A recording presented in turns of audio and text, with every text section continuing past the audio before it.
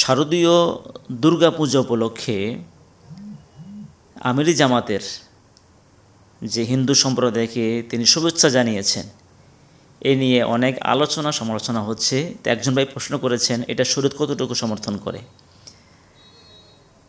আমি প্রথমে বলবো যে শুভেচ্ছাটা উদ্দেশ্যটা কি। শুভেচ্ছা উদ্দেশ্য যদি হয় সহমর্মিতা এবং সৌহার্দ্য, কারো প্রতি একটা সহাবস্থানের কারণে তাকে তার শুভকামনা করা, এটি একটা দিক। আরেকটা দিক হলো আপনি সরাসরি পূজাকে শুভকামনা করা, দুর্গাকে, পূজা উৎসবকে শুভকামনা করা, দুটো দিক। তা আমি যতটুকু বুঝতে পেরেছি, উনি একজন দেশের আমির জামাত ডক্টর শফিকুর রহমান, উনি একটা দলের আমির। আর বাংলাদেশ জামাত ইসলামীর যেহেতু হিন্দু শাখা, অমুসলিমদের শাখাও আছে, সুতরাং তাদের ধর্মীয় যে প্রোগ্রাম তারা করে যাচ্ছে, মানবিক হিসাবে, মানবিক দৃষ্টিকোণ থেকে এবং সহাবস্থান হিসাবে, সৌহার্দ্য হিসাবে তাদেরকে স্বাগতম জানিয়েছে। যদি এমনটি হয়ে থাকে, আমরা এটাই মনে করতেছি, আর এমনটি হলে এতে শরীয়তের নিষেধ নয়। কারণ আমরা দেখছি নবী সাল্লাল্লাহু আলাইহি সাল্লাম সামনে যখন অমুসলিমের লাশ যাচ্ছিলেন, একজন ইহুদির লাশ যাচ্ছে, নবী সাল্লাল্লাহু আলাইহি সাল্লাম দাঁড়িয়ে গেলেন, দাঁড়িয়ে সম্মান দিলেন। এখানে মূলত যে লাশটা যাচ্ছে, এই লাশটাকে তো এটা শুধু জাহান্নামে যাবে এবং ওই লাশ তাকে পোড়ানো হবে, যেটা সম্পূর্ণ ইসলামী নিয়মের বহির্ভূত, এবং সে জাহান্নামী। কেন? সে ঈমান হারা হয়ে মারা যাচ্ছে, ঈমান হারা হয়ে সে মারা গিয়েছে, সে জাহান্নামী। তাহলে নবী সাল্লাল্লাহু আলাইহি সাল্লাম কেন দাঁড়াইলেন? এখানে মূলত জাহান্নামী লোকের উদ্দেশ্য না, উনি মানবিক দৃষ্টিতে যে মানুষ হিসাবে উনি এখানে দাঁড়িয়ে সম্মান দিয়েছেন। মূলত উদ্দেশ্য এটা। একটা কুফুরি ধর্ম পালন করে সে চলে যাচ্ছে, ওই কুফুরি ধর্মীয় মানুষটাকে এভাবে সম্মান জানানো না, অর্থাৎ মানব হিসাবে উনি মানুষের অন্তর্ভুক্ত। নবী সাল্লাল্লাহু আলাইহি সাল্লামের ওনার যে দেশে বসবাস করেন, ওই দেশের একজন মানুষ হিসাবে উনি দাঁড়িয়ে ওই লাশটাকে সম্মান দিয়েছেন মূলত। ঠিক তদ্রূপ যদি সরাসরি যদি আমির জামাত কিন্তু স্বাগতমটা এভাবে জানান নাই যে দুর্গা উৎসব মানে শারদীয় শুভেচ্ছা অথবা দুর্গা শুভেচ্ছা, এই কথাটা বলেন নাই। উনি তাদের ধর্মীয় প্রোগ্রাম উপলক্ষে ওই অমুসলিমদেরকে স্বাগতম জানিয়েছেন। উনি যদি এভাবে বলতেন যে শারদীয় দুর্গা শুভেচ্ছা অথবা পূজার শুভেচ্ছা, বিষয়টা এমনভাবে দেন নাই। উনি ওই সম্প্রদায়ের মানুষদেরকে শুভেচ্ছা জানিয়েছেন। উনি একজন দলনেতা হিসাবে, উনি তো শুধু যে মুসলমানদের নেতা তা নয়, কারণ এদেশে অনেক অমুসলিমরা ওনাকে ভোট দিবেন, ইতিমধ্যে অনেকেই প্রকাশ করেছেন। আমাকে একজন অমুসলিম ভাই তিনি বলেছেন, হুজুর আগামী বছর ইনশাল্লাহ আগামী নির্বাচনে আমি জামাত ইসলামকে আমি ভোট দেবো। আমি জিজ্ঞেস করলাম, কেন ভোট দিবেন জামাত ইসলামকে? আপনি তো অমুসলিম। কয় না, আমরা বুঝতে পেরেছি জামাত ইসলামের মাধ্যমে সন্ত্রাস মুক্ত হবে, চাঁদাবাজ মুক্ত হবে, আমরা নিরাপদ পাবো, আমরা শান্তি পাবো, এই জন্য জামাত ইসলামকে ভোট দেব। তাহলে বোঝা গেল উনি একজন দেশের মানুষের নেতা, মানুষ হিসাবে ওই সম্প্রদায়ের লোকগুলাকে তিনি শুভেচ্ছা জানিয়েছেন।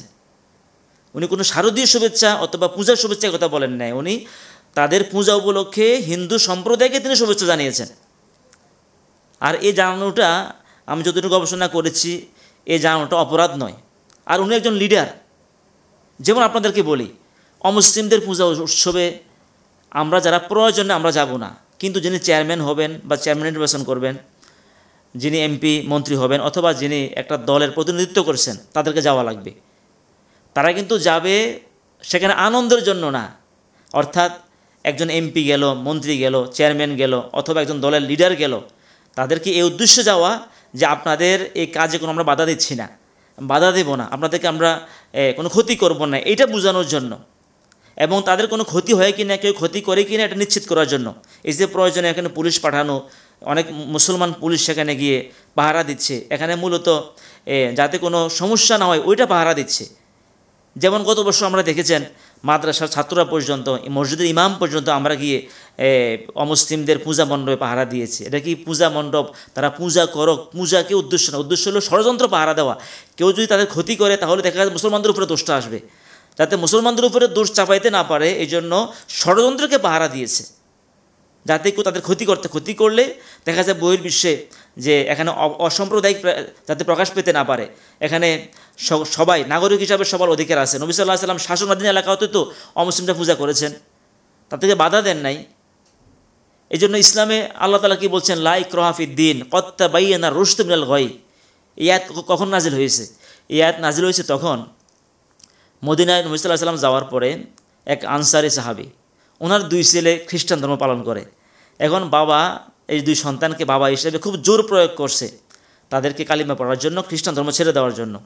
নবী সাল্লাল্লাহু আলাইহি ওয়াসাল্লামের কাছে পরবর্তী অভিযোগ আকারে তিনি আনলেন। আল্লাহ নবী সাল্লাল্লাহু আলাইহি ওয়াসাল্লাম যখন তাদের এই ঘটনা শোনার পরে তখন নবীজির উপরে আয়াত নাজিল হলো, লা ইকরাহা ফিদ্দীন ক্বাদ তাবায়্যানা রুশদু মিনাল গায়। ইসলামে জবরদস্তি নাই, কারণ সত্য কোনটা প্রকাশ হয়ে গেছে। এই জন্য জবরদস্তি করা যাবে না, তাদেরকে বোঝানো যাবে, জোর করে মুসলমান বানানো যাবে না। তার মানে পর ধর্মের উপরে জুলুম করার কোনো সুযোগ নেই, অন্য ধর্মের উপরে জুলুম করার সুযোগ নাই। নবী সাল্লাল্লাহু আলাইহি ওয়াসাল্লামের আরও অনেক আমরা জীবনীতে, বিভিন্ন জীবনীতে দেখি যে নবী সাল্লাল্লাহু আলাইহি ওয়াসাল্লাম একবার আব্দুল্লাহ ইবনে আমর থেকে এক বর্ণনা আছে, তিনি ওনার এক গোলামকে বলেছে, উনি একটা বকরি জবাই করছেন। বকরি জবাই করে ওনার একজন গোলামকে বলছে যে আমার যারা প্রতিবেশী আছে তাদেরকে মানে কিছু গোশত দেওয়ার জন্য। তখন গোলাম বলছেন যে এখানে তো অমুসলিম অর্থাৎ খ্রিস্টান প্রতিবেশী। তখন হযরতে আব্দুল্লাহ ইবনে ওমর তিনি ওনার গোলামকে বললেন, নবী সাল্লাল্লাহু আলাইহি ওয়াসাল্লাম প্রতিবেশীর কথা বলতে গিয়ে তিনি সকলের প্রতিবেশী, সবাই প্রতিবেশী, আন্নাহু সাইয়্যুর রাসূল। নবী সাল্লাল্লাহু আলাইহি ওয়াসাল্লাম বলেছেন এমন একটা প্রতিবেশীর ব্যাপারে হযরত জিবরাইল এত বেশি আমাকে নসিহত করতেছেন, বলতেছেন, মনে হয় যেন আল্লাহ তাআলা সাইয়্যুর রাসূলই প্রতিবেশীকে আমার ওয়ারিস, সম্পদের ওয়ারিস বানিয়ে দিবেন। এখানে প্রতিবেশী বলতে শুধু মুসলমান নয়, অমুসলিমের প্রতিবেশীও এখানে উদ্দেশ্য। নবী সাল্লাল্লাহু আলাইহি ওয়াসাল্লাম অমুসলিমকে ঘরে দাওয়াত দিয়ে খাওয়াইছেন না। একজন অমুসলিম তিনি চলে যাচ্ছেন, মসজিদের বাড়ির পাশ দিয়ে যাচ্ছেন, তখন সে রাত হয়ে গেল, এখন থাকবে কোথায়? নবী সাল্লাল্লাহু আলাইহি ওয়াসাল্লামের কাছে গেলেন। যাওয়ার পরে আল্লাহ নবী সাল্লাল্লাহু আলাইহি ওয়াসাল্লাম তিনি তখন তাকে ঘরে রাখলেন, খাবারের ব্যবস্থা করলেন। সকালবেলায় যখন চলে যাবে সে ইচ্ছা অনিচ্ছা যা হোক সে ইস্তেনজা করে, পায়খানা করে, নাপাক করে চলে গিয়েছে সে। আল্লাহ নবী সাল্লাল্লাহু আলাইহি ওয়াসাল্লাম তিনি আসলেন, এসে দেখলো যে লোকটা নেই, এখানে দেখলো যে ময়লা। তখন নবী যে আফসোস করতেছে, হ্যাঁ লোকটা মনে হয় আমি যে খাবারটা দিয়েছি মনে হয় খাবারটা ঠিকমতো ডাইজেস্ট হয় নাই, খাবার তার ক্ষতি হয়েছে, তার হয়তো বদহজম হয়েছে, আফসোস করতেছে।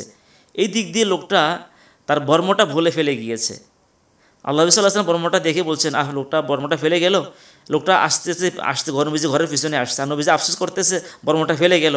তখন লোকটা বুঝতে পেরেছে আমি গেলে হয়তো বর্মটা দিয়ে দিবে, সে ভয়ে ভয়ে গিয়েছে।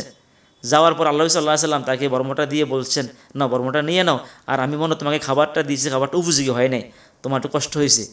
তখন সে বুঝতে পেরেছে যে আমি ওনার ঘরে ময়লা করে দিলাম, আমাকে ধমক দিল না, আমাকে তাড়িয়ে আমার বর্মটাও দিয়ে দিল, আমাকে ধমক দিয়ে তাড়িয়েও দিল না, তাহলে ইসলাম সত্য। উনি কালিমা পরে মুসলমান হয়ে গেছেন, লা ইলাহা ইল্লাল্লাহু মুহাম্মাদুর রাসূলুল্লাহ। আসলে ইসলাম এই যে মানুষত্ব, মানবতা, এই জন্য আমিরে জামাত তিনি যে একটা সম্প্রদায়কে, এখানে আমি যেটা বুঝতে পেরেছি উনি যে পূজাকে অথবা শারদীয় দুর্গা পূজাকে শুভেচ্ছা জানাইছে সম্প্রদায়কে, তাদের একটা উৎসব উপলক্ষে তাদের সম্প্রদায়কে উনি শুভেচ্ছা জানিয়েছে।